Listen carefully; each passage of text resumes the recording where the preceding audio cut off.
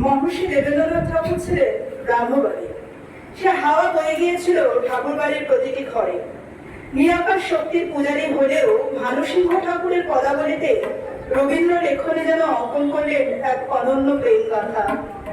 ছত্রে ছত্রে বর্ণিত হলো রাধা কৃষ্ণের অপার্থিব প্রেম কথা।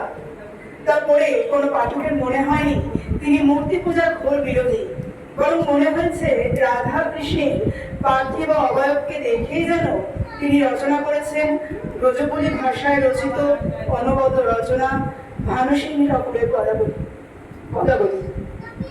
পরবর্তী নিবেদনে অমৃতা মুখার্জি, সজনী সজনী রাধিকারক এবং তবলা সংগতে পিনাকি মুখার্জি